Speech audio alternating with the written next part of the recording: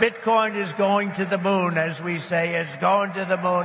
I want America to be the nation that leads the way, and that's what's এভাবেই নির্বাচনী প্রচারণায় যুক্তরাষ্ট্রকে বিশ্বের ক্রিপ্টোকারেন্সির রাজধানী হিসেবে গড়ে তোলার প্রতিশ্রুতি দিয়েছিলেন ডোনাল্ড ট্রাম্প। নভেম্বরে ট্রাম্প ৪৭তম মার্কিন প্রেসিডেন্ট নির্বাচিত হওয়ার পর বেশ চাঙা হয়ে ওঠে ক্রিপ্টো বাজার। জানুয়ারির মাঝামাঝি সময়ে রেকর্ড সর্বোচ্চ $1,09,000 উপরে পৌঁছায় বিটকয়েনের দাম। এরপর থেকেই ধীরে ধীরে কমতে থাকে ক্রিপ্টোকারেন্সির দর। $1,00,000 নিচে নেমে বাজার ওঠানামা করতে শুরু করে বিটকয়েনের। সবচেয়ে বেশি ক্ষতির মুখে পড়েছে তথাকথিত মিম কয়েনগুলো। বিশেষ করে ট্রাম্পের চালু করা ট্রাম্প কয়েনের দাম ফেব্রুয়ারিতে কমে যায় সর্বোচ্চ 70%। তবে ততক্ষণে মিম কয়েনের মাধ্যমে বিলিয়ন বিলিয়ন ডলার ক্রিপ্টো সম্পদ অর্জন করেন ট্রাম্প। এভাবেই যুক্তরাষ্ট্রকে ক্রিপ্টোকারেন্সির সাম্রাজ্য করার পথে এগুচ্ছেন অপ্রতিরোধ্য গতিতে, যার অধিপতি হতে চান ট্রাম্প নিজেই।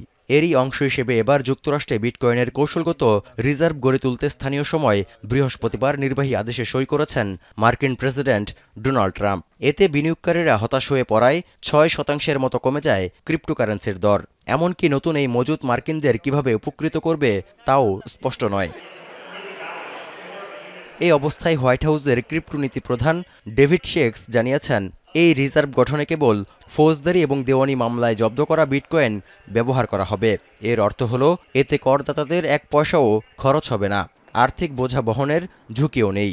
ইতিমধ্যে যুক্তরাষ্ট্র সরকারের কাছে প্রায় 2 লাখ বিটকয়েন আছে বলে জানান হোয়াইট হাউসের ক্রিপ্টো নীতি প্রধান, যার বর্তমান বাজার মূল্য $17 বিলিয়ন।